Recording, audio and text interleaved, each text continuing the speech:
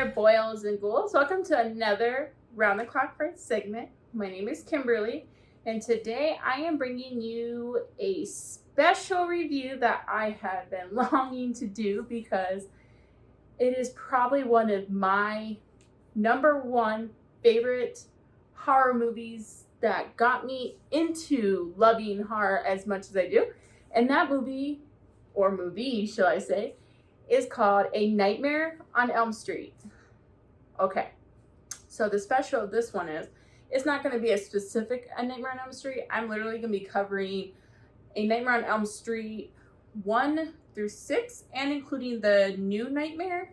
And eventually I will do A Nightmare on Elm Street, the remake, which I'm going to leave that one last because I have so much to say. That might just be its own video separate from the series that I'm doing.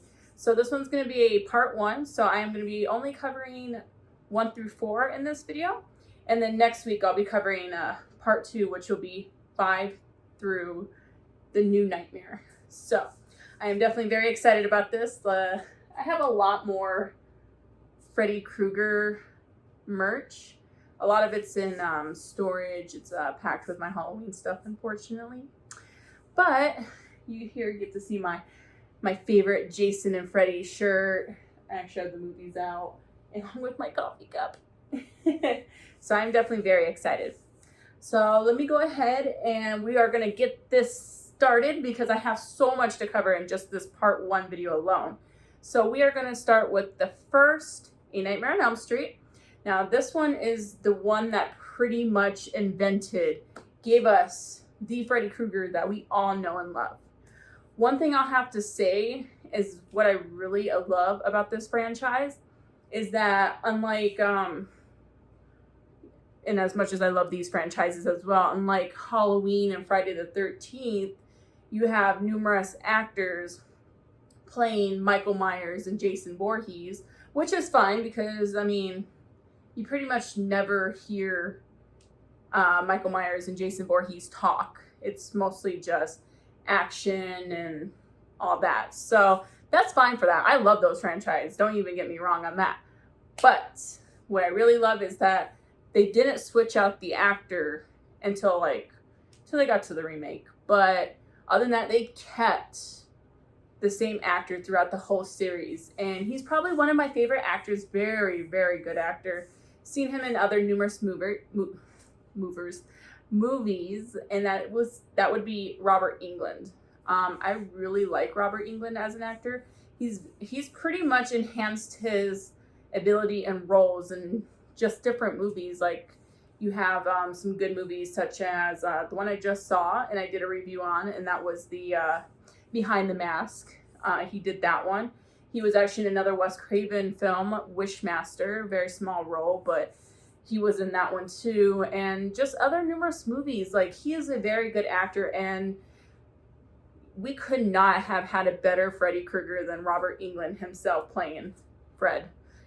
So I definitely give props to him as an actor. Love him. He is my favorite. And Wes Craven being the brain and pretty much just the maker of these franchise, he's also one of my favorite directors. Like, I've been obsessed with watching a lot of his films as well, and amazing director. Rest in peace, Wes Craven. We love you so much. But yeah, so let's go ahead. So this first movie, pretty much, it picks up in the beginning where you kind of get these they're like picture-in-picture shots of a man in a boiler room. He's pretty much, this is like the make of the finger knives, as they would call them throughout the series, but Freddy's finger knives. And you see this man just working hard on creating this glove. So that's pretty much the opening shot of the first Nightmare on Elm Street. Then after that, you roll into the title card, and then it gives us what we love, the opening shot of who we think at first is going to be the heroine of the movie, Tina Gray.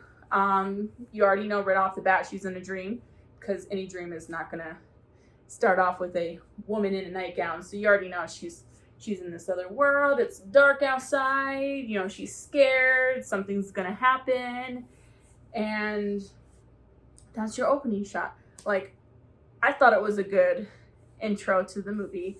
I will have to say, A Nightmare on Elm Street is probably the movie that scared me as a little kid for the longest time, but was the movie that made me to this day love Freddy Krueger. But but yeah, so yeah, you got that. I just, for it being an 80s horror slasher, I just love a lot of the visual effects that's giving you. Like, I don't know, it's just the way you have, like, well, I mean, some of them is goofy. Like, you have that scene, and it's right in the beginning, around the time that Tina's having her nightmare, and you see Freddy standing down this long, narrow alleyway, and his arms just stretch out. He almost looks like Stretch Armstrong, just arms stretching out. Then you have the scene where he pretty much slashes his chest, and a whole bunch of goo just comes out. Just different things like that. And some of them are silly, especially when, like, Tina rips his face off and you just got the skeleton. It's all goofy, but at the same time terrifying. Like, you just, I don't know, like, later on, Robert Englund, once he is comfortable in his position with Freddy Krueger, you start to see more of this funny dark humor side of Freddy Krueger. But this first film strictly had you fearing for Freddy. Like, oh man, this guy could haunt my nightmares. Like, it's pretty creepy. But yeah, so I mean, pretty much Tina wakes up from her dream. She's, scared in her bed. And then that's when it cuts to the next morning, where her and her friends are at school. You got, Nancy Thompson, had to think of her name, played by Heather Langenkamp. You have her boyfriend Glenn, played by the famous Johnny Depp, and Tina's boyfriend Rod Lane. All very amazing actors. Definitely shows that they are really good friends. They both share the same thing with these nightmares, and it kind of brings a little bit more of a scary twist to it, that it's not only Tina that's having these nightmares, but it's also her friends as well. And that's scary. Like, if I'm sitting there with my friends and we're chit-chatting, and then all of a sudden my friend is telling me she's having the same dream about the same man, I'd be scared out of my mind too. So, I definitely love that. One of my favorite scenes in the very first movie, I don't know why, but it's a couple. The first one, and I think I just like it because of the visual, like the camera angle and how they did this, would be when Nancy is in the bathtub, and she's pretty much, soaking in the tub. You have that shot where it's like the camera's coming out of the water, so it's kind of coming straight at her. She's just kind of submerged, from her neck down into this bathtub, and she falls asleep. And then you see Freddy's arm just come right out of the water and pull her under.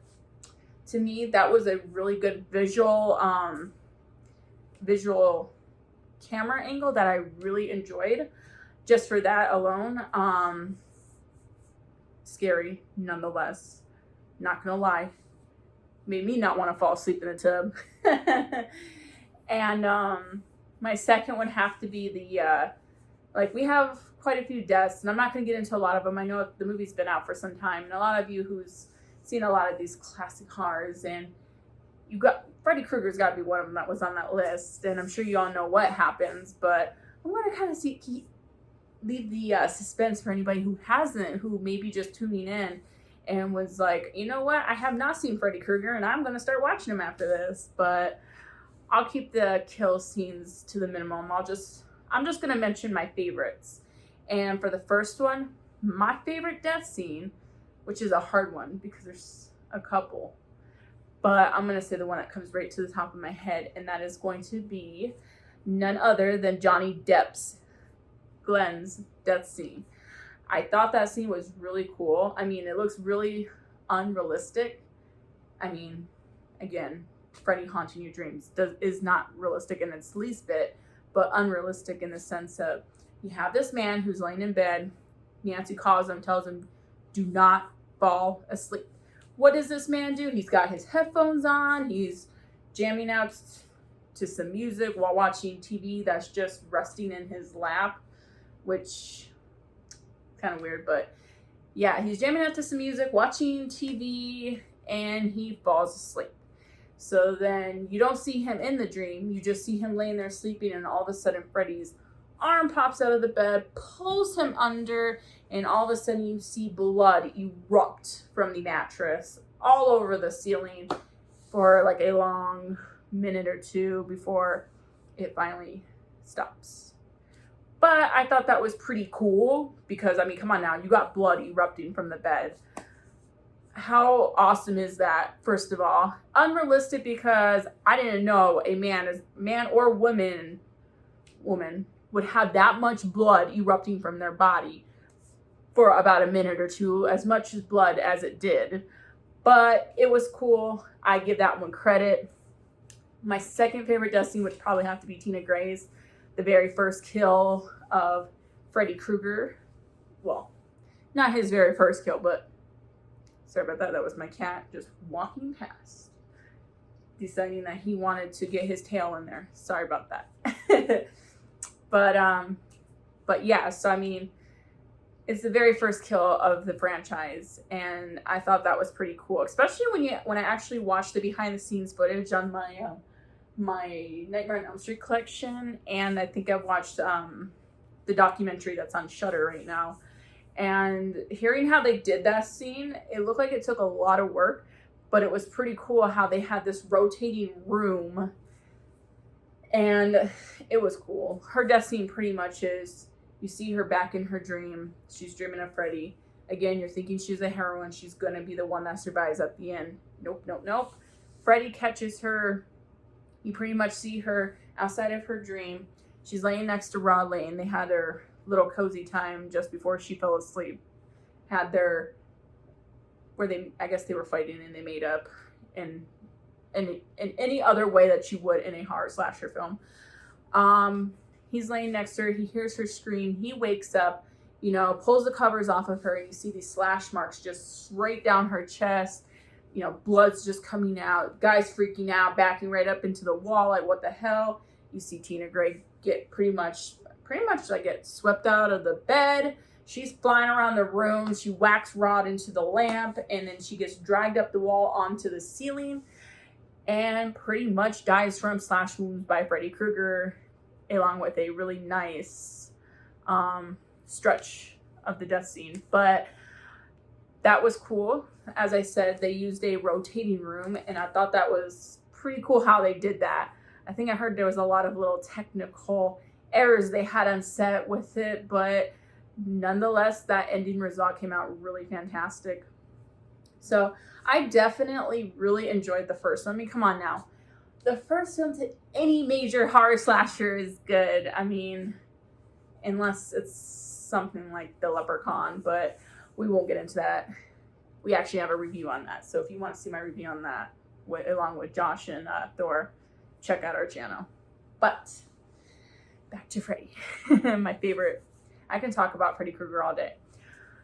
But yeah, like I said, the very first film is probably my second favorite. I know you're like, how can that be your second? That should be your first. No, that's my second favorite, because when we get to it, I'll tell you which one's my first. It's a surprise for now.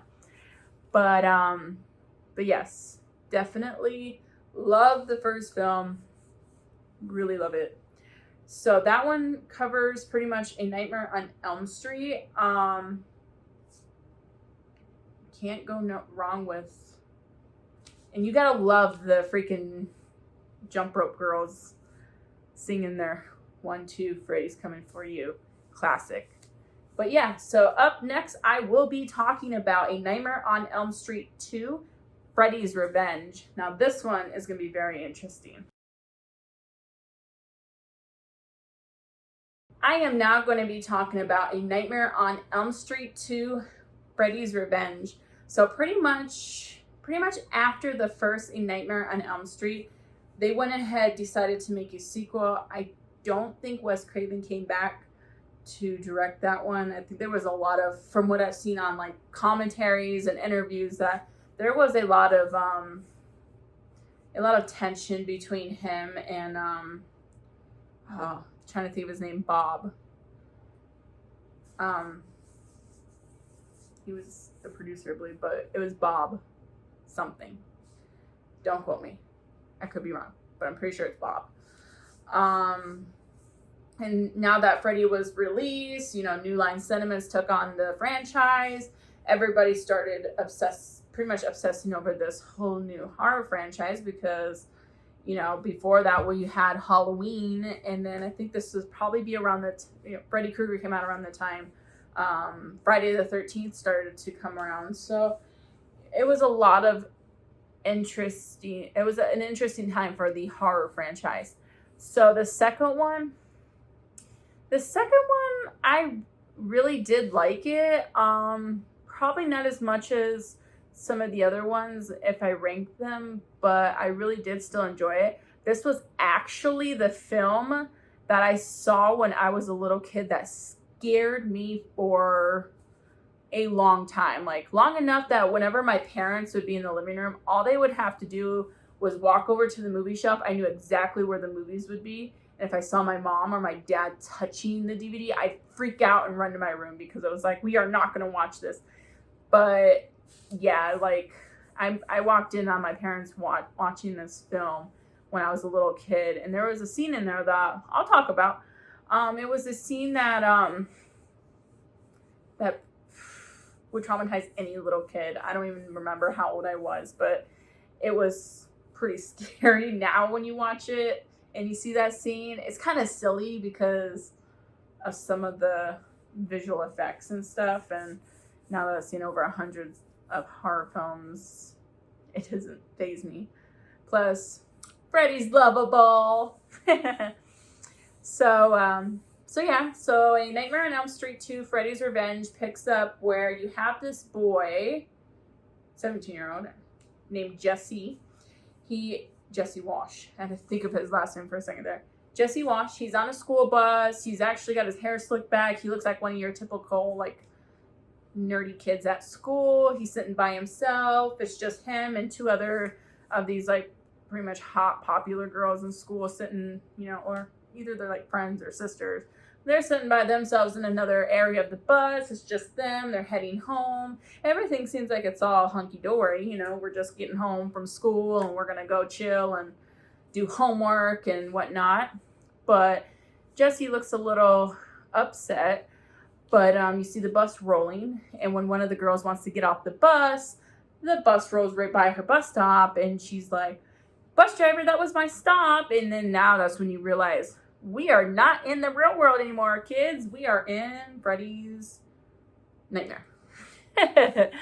So, he rolls right on by. Then you see them going off the road into this desert area, and then all of a sudden you see that the bus driver is no longer the regular bus driver, but it's no other than Fred Krueger sitting behind the bus, operating it, taking them where he needs them to go. They get pretty much off the road. They're stuck on this little rock ledge, I guess you could call it. And, he's got them pretty much leveled out. One move goes backwards, the bus can flip off backwards or forward. It's just teeter-tottering pretty much. And these girls are freaking out. You see Freddy get up from his seat. He's walking towards Jesse and these girls. And then all of a sudden, before Freddy could even get to Jesse, Jesse wakes up in his bed in cold sweat, and we get the famous Jesse Wash scream. So, mom and dad sitting at the table, looking up at the bedroom like, oh, great, not again. Jesse just had another nightmare. I feel as though in every one of these Nightmare on Elm Street films, these parents do not take their children seriously when it comes to nightmares. I mean, me personally, if my kid is coming to me scared crapless over a dream that they had, first, I would say, yeah, it's just a dream, try to help them. But these parents think they're just like, their kids are just jokes about it. Like, oh, just, you just didn't get enough sleep. You need to go back to sleep. Like, no mom, no dad. If I go to sleep, I die. They don't realize that, but, or they do realize it when it's too late. But yeah. So Jesse wakes up, and then you realize that not only is Jesse having these nightmares, but he also now lives in Nancy Thompson's old house, because you see the famous bars, and they just moved in. So this is probably their second night, I think maybe second, because the dad's telling Jesse later on that today is going to be the day that you unpack your boxes and we're not going to be lazy. So one thing that was very interesting about the second film, and back in the 80s, they didn't really touch base on it, but it was, it felt like it was a little bit more, I guess, I don't know, fun? Am I going with that right? Fun? But yeah, I mean, I don't know. I mean, I'm not, get me wrong, I like this film. This one is on my top. It is not my first. We have not gotten to my first yet. But yeah, so I really enjoyed the second one a lot. A lot of really interesting death scenes in this one too.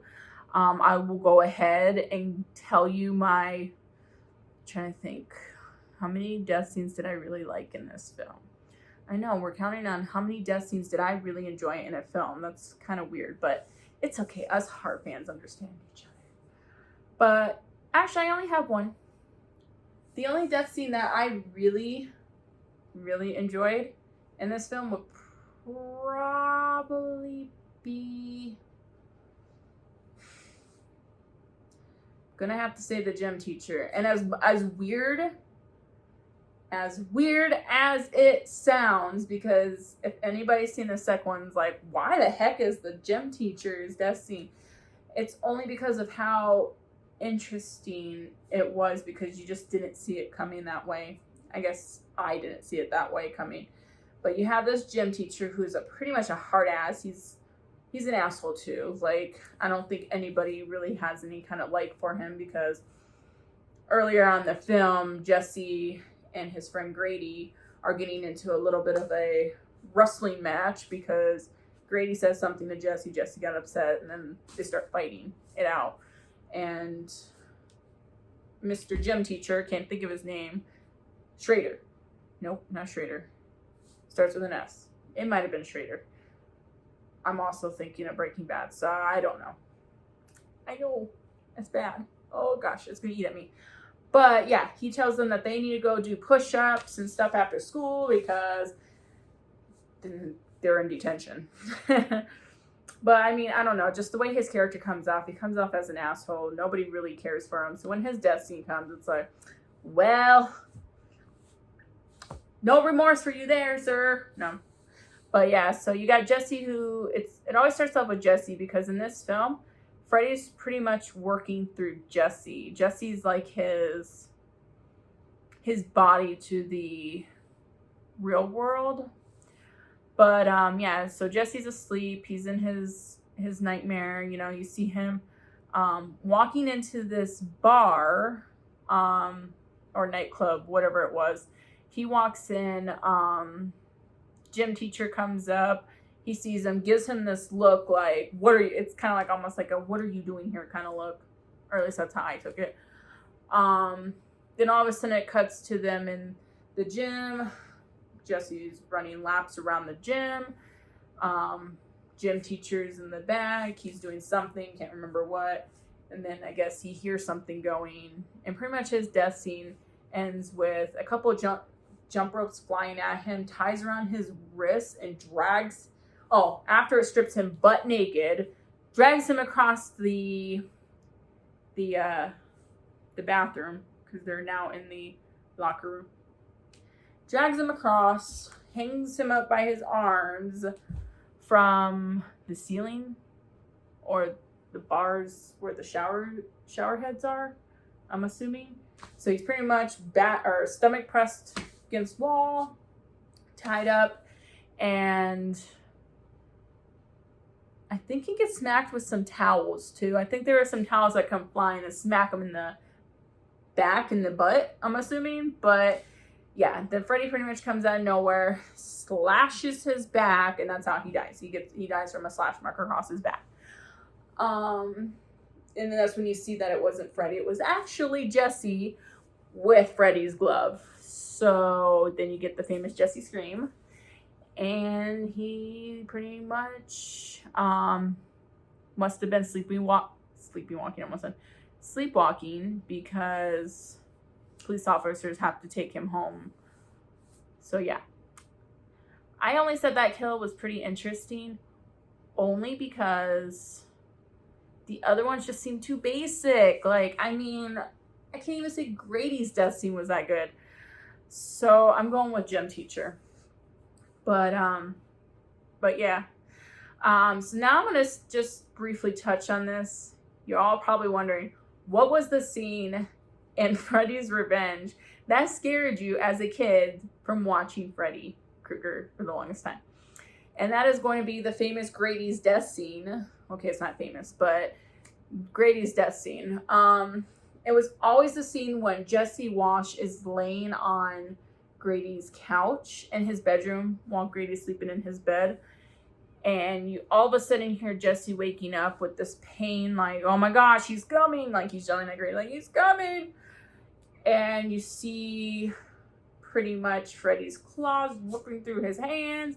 Pretty much Freddy is in Jesse's body and is about to rip free from his body. Which, like I said, was very cheesy when I got older, because when you see that, you can tell it was a bodysuit and it was some kind of like mask, and it wasn't the best special effects, but it was for the 80s. But yeah, so you see Freddy burst from his body and he's coming after Grady. It was always the scene when he's bursting out of Jesse's body and Jesse is freaking out. I saw that as a kid and I was like, oh heck no. I was always afraid that Freddy was going to take over my body and I was going to go on a killing spree or something. When you're a kid, that shit freaks you out. And yeah, I couldn't watch the films for the longest time. I didn't start watching them until I was 10, when I said, you know what, I'm going to face my fear and I am going to watch at least one of the Freddy Kruegers to say I did. And this was after my parents obviously told me that these were just movies. It's not real. And that's when I fell in love with Freddy Krueger. Well, the movies, not actually Freddy Krueger. Freddy Krueger is a burnt man. Yeah. Not my type. But yeah, so that is A Nightmare on Elm Street, Freddy's Revenge. I will say that I definitely rank that on my top, but not my first, not my second, and not even my third. So yeah, so that one is A Nightmare on Elm Street, Freddy's Revenge. I am going to go ahead and talk next about the third in the series, and that one is going to be A Nightmare on Elm Street, Dream Warriors. And now I will be talking about A Nightmare on Elm Street, Dream Warriors. So this one is the third in the series, and this one I really liked. This might be my third. I will say it's my third. I know you're like, what the heck? We still have not heard your first. Yep, we're not at my first yet. We're getting there, but we're not at my first yet. Dream Warriors is going to be my third. I really liked it because in this one, we brought back some characters. We brought back Heather Langenkamp, which I was really excited about because, I mean, you watch the first one, then when you get to the second one, you didn't see Heather in it, and it was like, or Nancy in it. You're like, what happened to Nancy? We know she lived.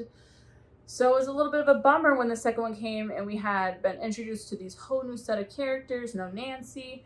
So when the third one came out and it was official that Nancy was coming back, that was pretty exciting. So this one, I don't know why, whenever I watched it, I always looked at it as like it could have been a continuation from the first one. Almost like Halloween. Yeah, Halloween.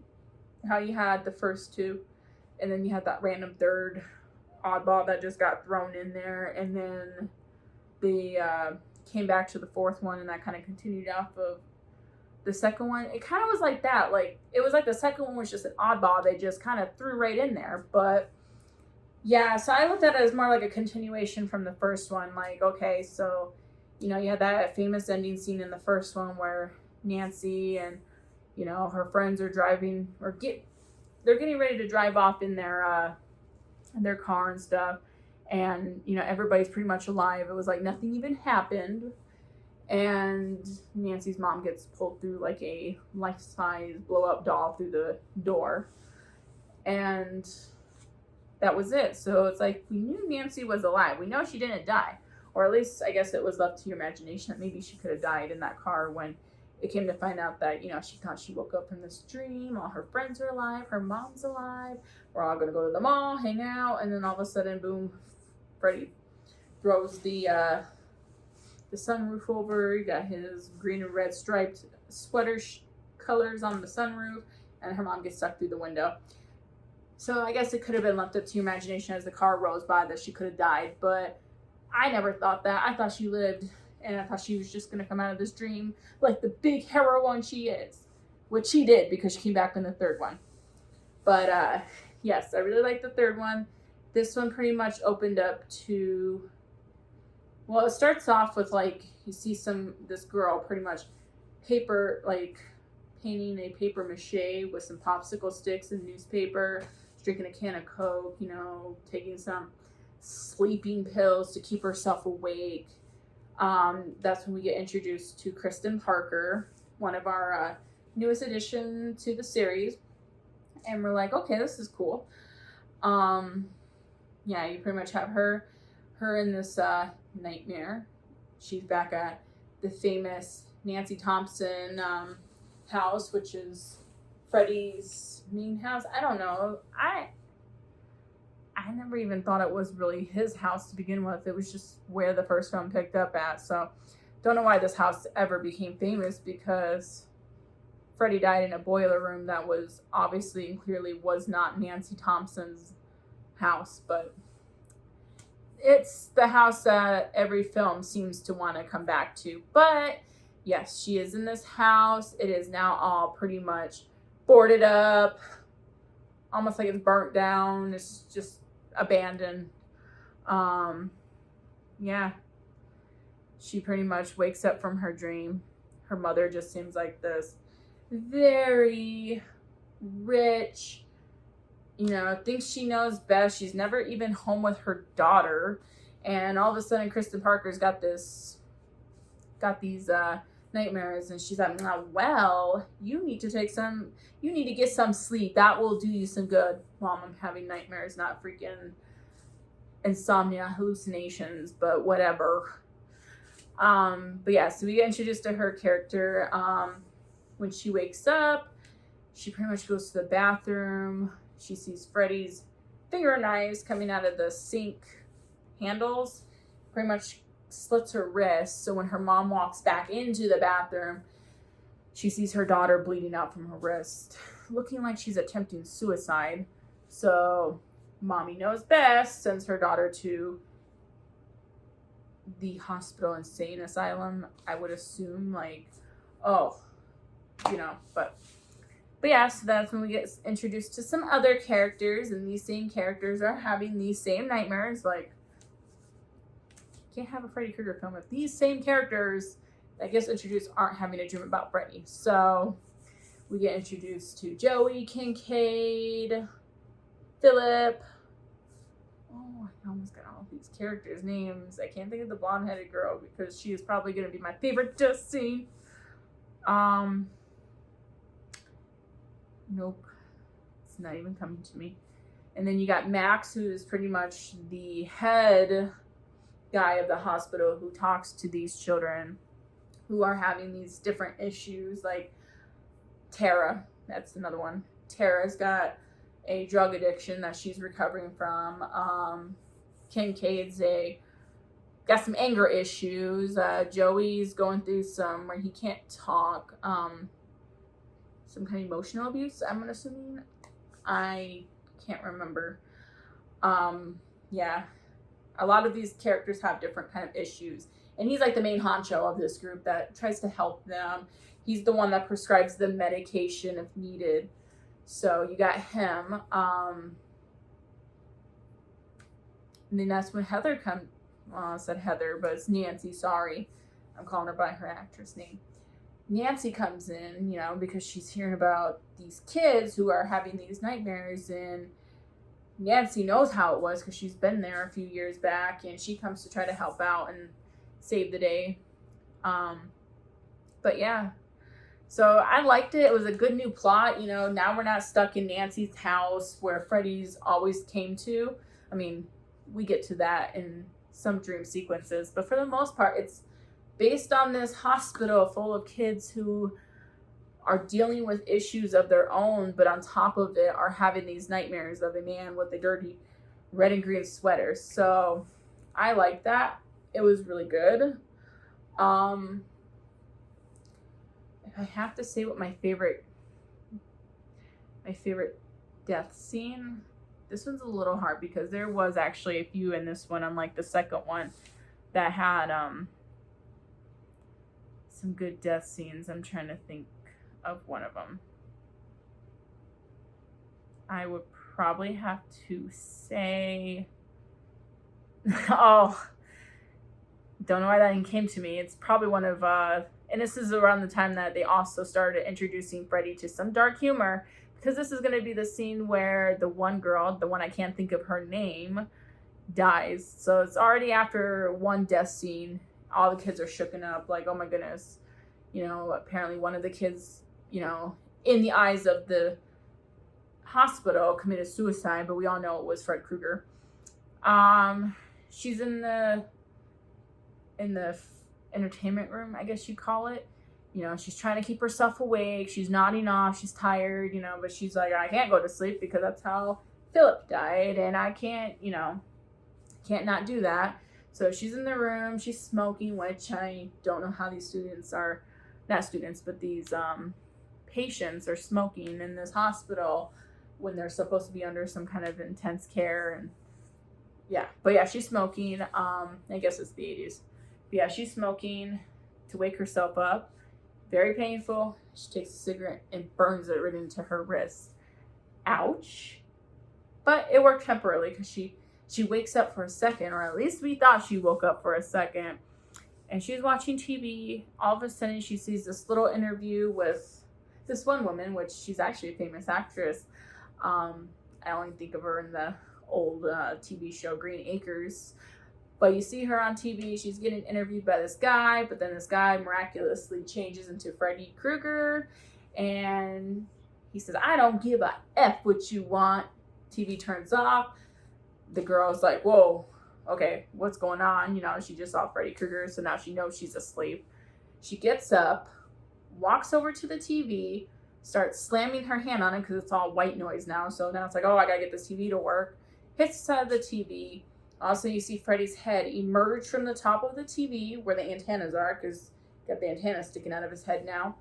And then his arms are coming out of the side of the TV. So it's almost like Freddy is now the TV. And since this girl, you know, you learned a little bit early on that she wants to be an actress, so his next one-liner would make more sense. But this is when his humor comes out, and probably one of the famous lines of the series that Freddy Krueger is known for. And he looks at her and he says, welcome to prime time, bitch. Grabs her and jams her head right through the TV. To me, that was a very interesting death scene because, I mean, come on now. Freddy Krueger just ripped his head through the top of the TV, ripped his clothes out, grabbed this woman and jammed her right into the TV.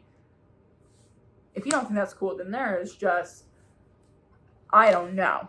I don't, but I like that. That was pretty cool. Another one that I feel like I got a lot of ha-ha froms on a death scene would have to be the kid in the wheelchair. I can't think of his name either. Some of these characters, I forgot their names. I'm so bad, especially for being a huge Freddy Krueger fan. I can't think of his name. But he's like into these Dungeons and Dragons, I think. Well, Dungeons and Dragons of a Freddy Krueger movie, because we can't say Dungeons and Dragons, those copyright issues, but it's pretty much what it is. And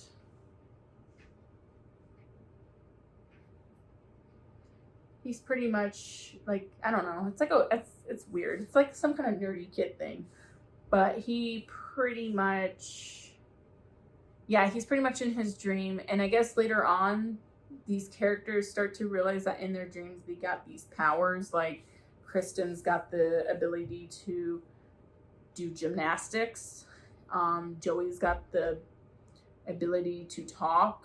Kincaid's like this strong bodybuilder. Tara's this punk bitch. No, I'm just kidding. No, she's just this punk that's got this big old freaking peacock haircut. And yeah, and then this kid is the wizard master. Don't know. Interesting though, but don't know. But yeah, so his death seems interesting. You know, he's in his cape because he's the wizard master. See Freddy Krueger at the end, he's thinking he's gonna kick some ass because he's this nerd that knows some wizarding stuff. But nope. Freddy gets his wheelchair because also now he can walk in his dreams too, so he don't need his wheelchair. Freddy has this wheelchair that has all these little spikes and everything coming out of it, and he's telling the kid, no, you need to sit down. You know, pretty much this wheelchair is going off on a rampage down the freaking hospital halls, and he's chasing after this kid, and then all of a sudden he's trying to use his force, blows up the chair. Freddy ends up getting him and then does his famous stab in the chest, and he dies. Good grief, that kid was a nerd. No, I'm just kidding. It's okay though. We're all nerds in some way. But it was interesting, to say the least. But yeah. Those were my favorite death scenes. One thing I thought was very sad of this film was that we no longer get to see Nancy come back after the third film because there was a plot twist and she ends up leaving us until later on. But yeah, very good film, rated as my third, loved it. But yeah, up next I will be talking about A Nightmare on Elm Street, The Dream Master, which is the fourth in the installment, the last for this video. Wish I could talk about the other ones, but we got next week, and I'm excited about covering those ones as well. Welcome back, boys and girls, to the very last part of my Nightmare on Elm Street Part 1, films 1 through 4. Now I will be talking about A Nightmare on Elm Street 4, Dream Master. So now we've gotten through 3 films in this series. Very good films. Only one of them still directed by Wes Craven. He hadn't came back yet, but still, nonetheless, each film brought its own uniqueness to it. So I really don't have a least favorite. Actually, I do, but it's not going to be covered in this part. But for the most part, it brings its own little uniqueness that I really enjoyed. A lot of films, it seems to me that, you know, like Friday the 13th, some of the Halloween movies, it's like when they dragged them out to a series, the more they got into it, the more of a mess it became. It just either became ridiculous, redundant, stupid, couldn't follow along with it. This one, to me, for the most part, kept it together. You know, things were woven together to where it all connected. Like, you'd have to watch the first one to get the second, well, not to get the second one, but to get the third one, because remember, the second one was its own standalone. But you would have had to watch the first one to get the third one. You'd had to watch the third one to get the fourth one. So it always brought its own uniqueness. But this next one is The Dream Master. It pretty much picks up right after Dream Warriors. Maybe about a year, few months. I don't know. All I know is we have a whole new actress who plays Kristen. Nothing wrong with her. I enjoyed the original Kristen Parker in the third one, just because it was the face that we got used to. I don't know. Yes, I did enjoy the actress that came in, and I think it had to do with Arquette. I think it's her last name. Can't even think of her first name, but she had a lot of like films that she was doing, so a lot of the scheduling wasn't working around when the fourth one came, so they had to replace her character altogether, which was disappointing, but at the same time, we still got to see some more fresh faces. I mean, we got Joey and Kincaid who came back, same actors and everything.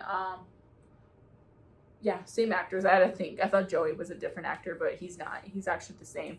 He's just now not so quiet. He's now out and talking, and so now this doesn't take place in the hospital. I think at this point all the patients have recovered from whatever their issues were, and now they're out in this free world.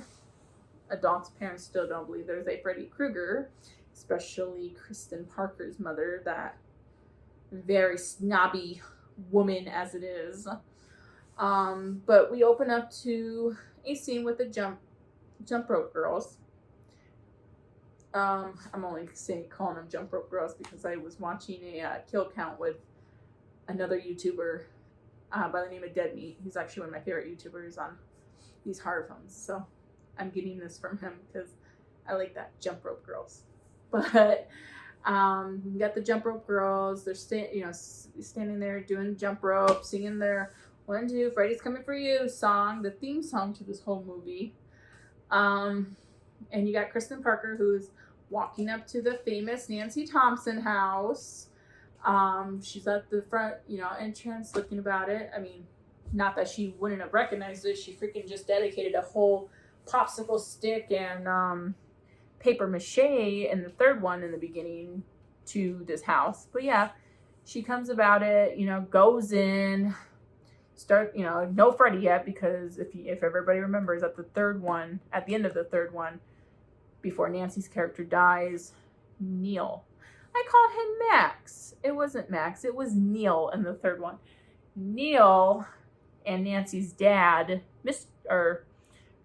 Thompson, go to the junkyard where Freddy's body was supposedly buried in one of the cars from the parents who burned him alive. Got his bones, buried it with a crucifix and holy water, and pretty much put him to rest. So the fourth one's pretty much opening up to Freddy's not back yet. It's more of a scare, I guess, like showing Kristen that I will be back, and when I come back, I'm coming for you. So, she pretty much gets scared. She sees this little girl, with the pretty blonde hair. She's lost. Kristen grabs her to save her, like, you can't be in here. This is a scary house and stuff. So she picks her up, carries her. They're running through the house.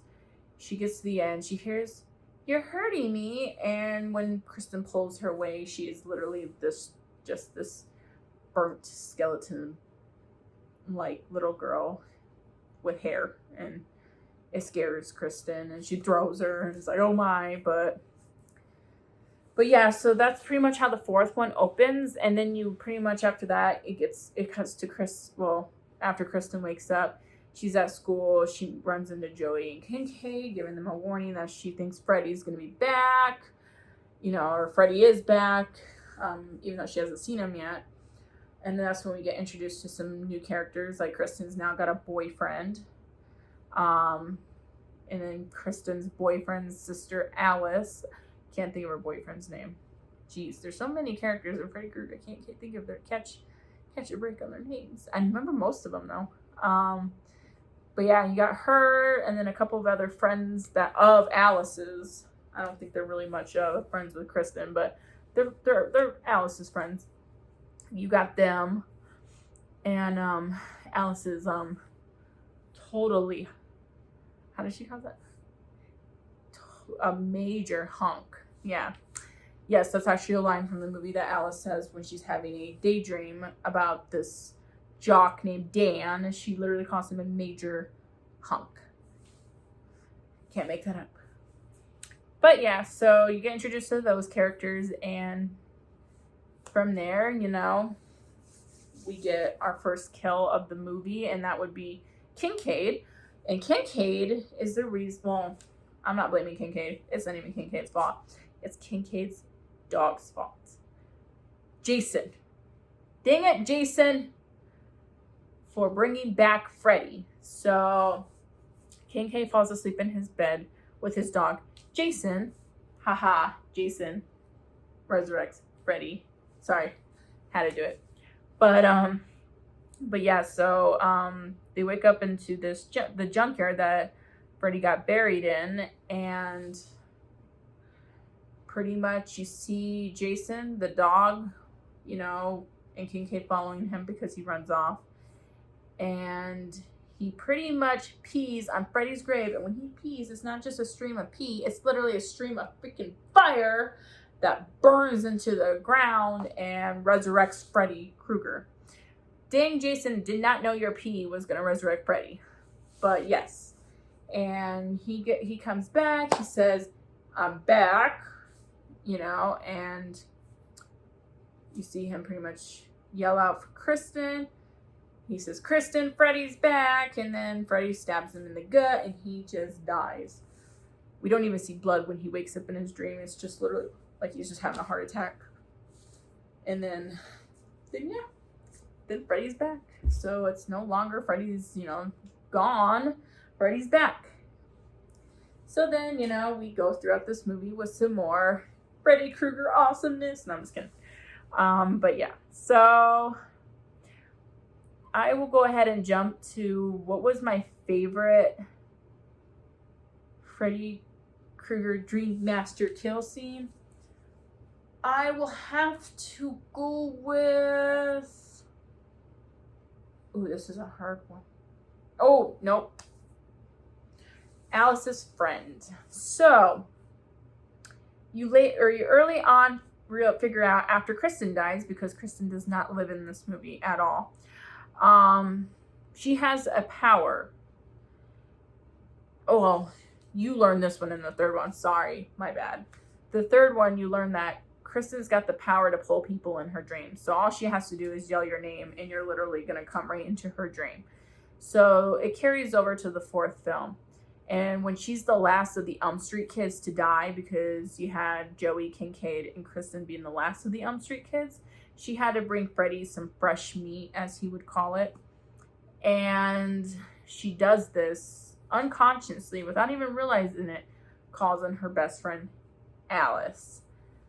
Alice comes in. She's just laying, taking a nap or something, because she ends up coming in her dream. And she witnesses Kristen's death. So after she calls her in, she tells Freddy, you're not going to get her, runs after him. He dodges her, and she flies into a pretty much furnace full of water and fire and burns to death. But as she's doing this, she's telling I almost said Kristen. She's telling Alice that here's my powers, you're going to need this. And she also has some kind of powers to send to Alice, where Alice absorbs into her body these powers, and that power is that she can now call people into her dreams. So that was interesting enough. So then Kristen dies and now opens up a whole new door to Alice claiming Kristen's powers, and now can call in more children for Freddy. So there is a death scene later on, which is with one of Alice's best friends. She's like this bodybuilder girl, you know, got the 80s hairstyle, rocking it, bodybuilder. She's at home. Obviously, she don't believe a word that Alice has said at this point, because at this point, you know, Alice already knows the existence of Freddy, knows what she needs to do to get rid of him. And sorry, I saw my shadow back there. So she knows what she's got to do to get rid of him. Nobody believes her. So there's a death scene. And this is also around the time that there's a really cool scene in there too. So it kind of emerges together. But Alice sees, because Freddy shows her what he's going to do, because he shows her that a picture of her friend who she called into her dream. Well, not called into her dream, but called to Freddy. And she pretty much shows her friend, and Freddy goes, oh, okay. So now Alice wakes up from her sleep and was like, okay, I need to go save her because now Freddy's after her. So, she runs outside. Dan, who she now is talking with and stuff, comes up in his big old pickup truck. She jumps in the car and says, we need to go, help her friend, which I can't think of her name. But we need to go help her. They drive off. Freddy's already in her house. She's over there using weights, and she's just working out. And you get the first scene where she's laying on her back, she's lifting weights, and Freddy's hovering above her when he grabs the weights and he pushes it down, and it cracks from her elbow, and you see her bones sticking out, and it's like, holy crap, And then it cuts back to Alice and Dan. They're driving up to her house, and then it just does a loop to where now we're back at square one. Alice running out the doors, and we need to go save her. And it literally does this for like a good, pretty much throughout her whole death, throughout the build up to her whole death scene until her death scene. Because Alice never gets to where she's at, because apparently she's still dreaming. But yeah, so pretty much her friend dies with her elbows like that, but she has this big, super freakish fear of bugs, so she turns into this big old cockroach because her arms turn from bones to like these bug legs, and it's just her arms end up falling off, so now she's got these big bug legs, and she gets trapped in one of those little roach motels, and you just see her face getting stuck in the glue, and it rips off, and she pretty much just becomes this big old cockroach that you see Freddy's eyeball looking through, and then all of a sudden he just smushes it, and then she dies. So, I don't know. It was kind of silly. 4 wasn't, I liked it. It just wasn't like my favorite. It had a lot of little silly scenes in it. But yeah, I don't know. I wasn't a fan of it. I mean, I still rank it on my top because by far the ones I will be talking about, one of the ones I'll be talking about next week definitely outbeats this one. But I mean, on the worst one out of the franchise. But just I don't know. There's a lot of goofy effects. I liked it in the sense of if you had to name one death scene in the Freddy Krueger movie in Freddy Krueger Dream Master, which one was the best, I would have to say that one, because the other ones were just too bland. I don't know. I mean, they were unique, but they still were like too typical Freddy Krueger. Either you got a slash mark, or stabbing, or somebody dying in a fire, and it's just, I don't know. I'm just ranking it because it's probably maybe one of the coolest ones. I mean, I guess it's a dream. You can get away with anything in a dream. You could become a ballerina. So, I mean, I guess it's not too far-fetched for her to become a cockroach. But yeah. So, that's pretty much how that one is. I'd have to say that one pretty much ends. Don't want to say Freddy's dead because Freddy's not dead yet. We still got 5, 6, and Freddy vs. Jason, New Nightmare, and eventually the remakes. I mean, it's not the last, but I mean, the way they end it, you pretty much have Alice being this badass that possesses all these different powers that either her friends or her family had, that they send her after they die from Freddy's demise. And she just becomes this big kick-ass badass. Kick-ass badass. That was interesting combo choice. But yeah, I mean, she pretty much, beats Freddy's butt to the point where she makes this gadget out of the stuff that her friends possessed before they died, and it blasts a super hole through Freddy's body, and it just, he's no more. You just see like these body, or these souls trying to come out of his body and stuff, and that's interesting, I guess. But yeah, and then it ends there, and then you have the happy ending where Dan and Alice are together. They're walking in the park on your typical beautiful day, hand in hand. Now they're a couple. They're not friends no more. And Dan gives Alice a coin to flip in the water, and apparently she sees Freddy's reflection in his face in the water, and the coin hits him in the face. So it just makes you wonder if she wished that Freddy was alive again.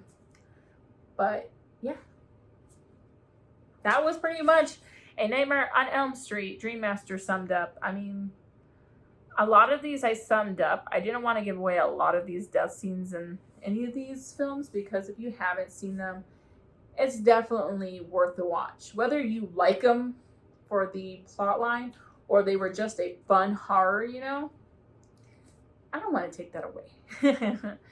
But yeah, so that is my review on A Nightmare on Elm Street. This is my part 1 video. So I covered the original A Nightmare on Elm Street. I covered Freddy's Revenge. I covered Dream Warriors.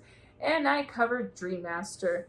Next week, I'll be tackling A Nightmare on Elm Street Part 2. And that one's going to be A Nightmare on Elm Street 5, which is Dream Child. A Nightmare on Elm Street 6, Freddy's Dead. And then I am going to be skipping Freddy vs. Jason, because I feel as though that should be in its own entirety. And I would like to cover that in a whole new video, because it's also covering the Friday the 13th franchise. So I definitely want that one to be on its own. But then I will also be covering A New Nightmare, and possibly I will spend a little bit more time on it, but I will cover the 2010 A Nightmare on Elm Street remake, just so I can say I got 4 films in each part. But yeah, so if you liked our review, definitely subscribe for more. We post content weekly for your entertainment.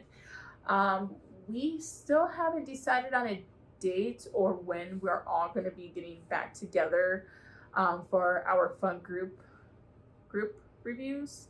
As of right now, you know, things are still up in the air. I mean, where we're at, things are calming a little bit down with the pandemic, and our self-quarantine has been lifted for the most part.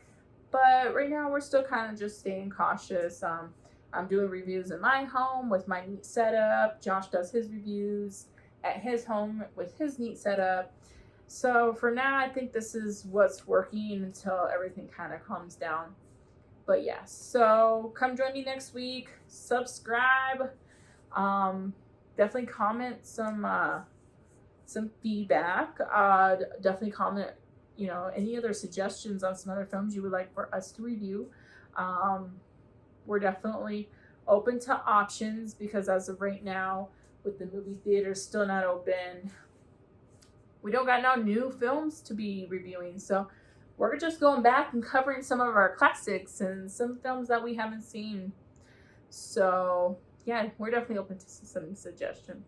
But I hope you all have a wonderful day, a wonderful week, wonderful weekend, wherever you are, and stay safe.